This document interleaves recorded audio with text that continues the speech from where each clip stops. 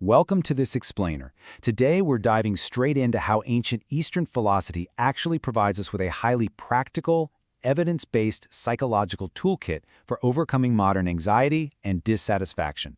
We so often think of these ancient texts as just purely mystical or abstract, but when we look closely at the foundational doctrines of Buddhism, what we actually find is an incredibly sharp, structured framework for treating the human mind. Really think about it for a second. Why is it that even when we achieve our goals, or finally get exactly what we want, we still experience this underlying sense of anxiety, or that persistent, nagging feeling that something is just missing? We buy the new car, we get the big promotion, we find the ideal partner, and yet, boom, that baseline of stress and wanting just creeps right back in. Well, today, we're going to use some fascinating research and ancient insights to answer exactly why that happens. Here is our roadmap for today. First, we'll look at the diagnosis of suffering. Second, the eightfold path to peace.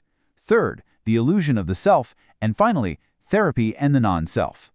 Let's jump right into part 1, the diagnosis of suffering, the universal symptom. This whole framework begins with the first noble truth, which states that existence itself is suffering.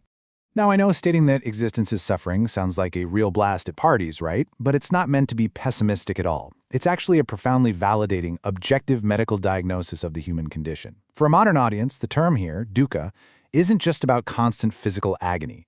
It is much better understood as existential dissatisfaction. Yes, it absolutely includes the physical pain we all inevitably endure.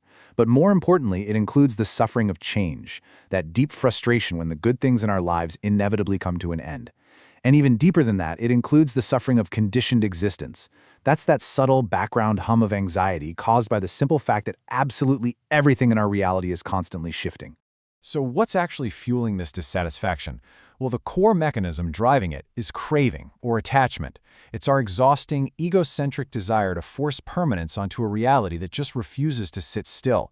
We constantly crave sensual pleasures, assuming they'll last. We crave permanent existence for ourselves and our egos. And sometimes, when we're in pain, we even crave non-existence just to escape it. But trying to hold on to shifting sands like this, that is exactly what creates the intense friction we experience as suffering.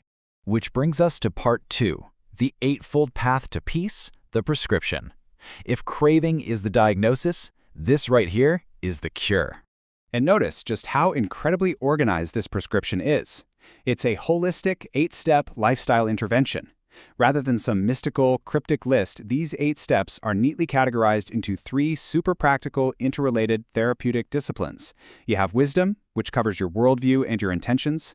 You have ethical conduct, which dictates how you speak, act, and make a living. And finally, you have mental discipline, which involves the rigorous training of your effort, your mindfulness, and your concentration. This structure is just brilliant because it illustrates that overcoming anxiety isn't just about closing your eyes and meditating for 10 minutes a day. Honestly, you can't meditate your way out of a life that lacks integrity. It requires a complete, holistic approach.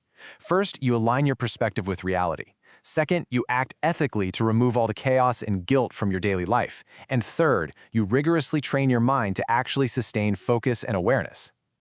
By practicing this integrated path, the ultimate goal is a state called nirodha. This is a profound psychological state where that craving we talked about, the craving that fuels all our endless dissatisfaction, is completely extinguished. It is literally the end of suffering. It's what happens when the fire of attachment finally runs out of fuel, leaving behind nothing but ultimate peace and liberation. Okay, moving on to part 3, the illusion of the self, the deep psychological cure. This brings us to the absolute deepest mechanism of the cure.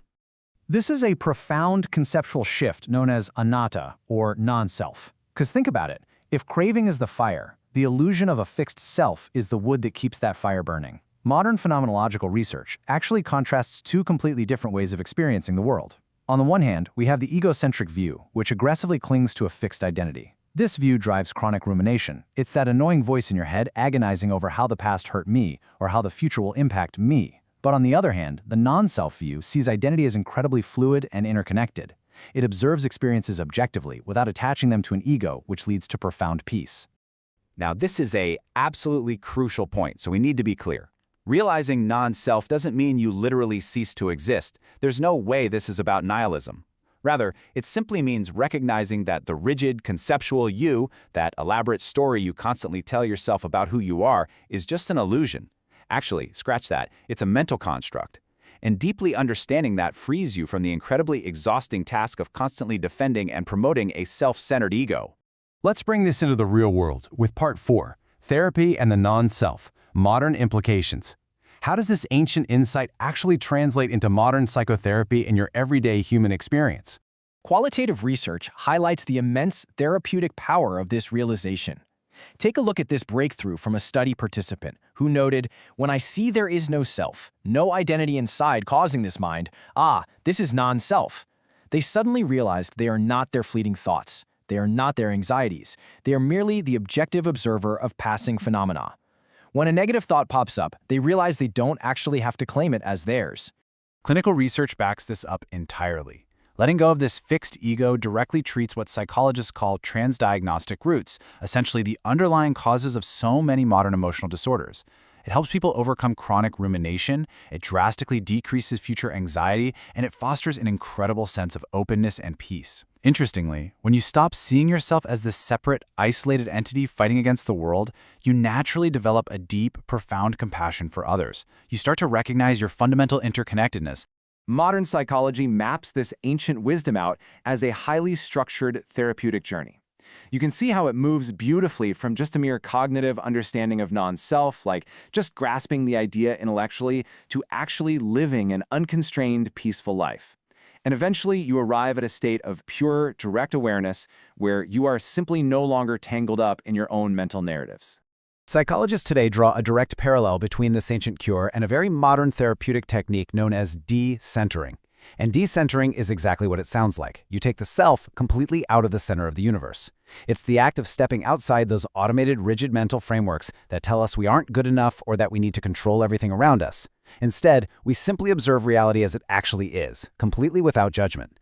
So, as we wrap up this explainer, I really want to leave you with a provocative thought to carry with you today. If that rigid self you spend all day worrying about and promoting and defending is actually just a constantly shifting, fluid mental narrative, how much of your daily anxiety is simply tied to defending an illusion? Thanks so much for joining me on this journey through the mind, and I truly hope this fresh perspective brings a little more clarity and peace to your day.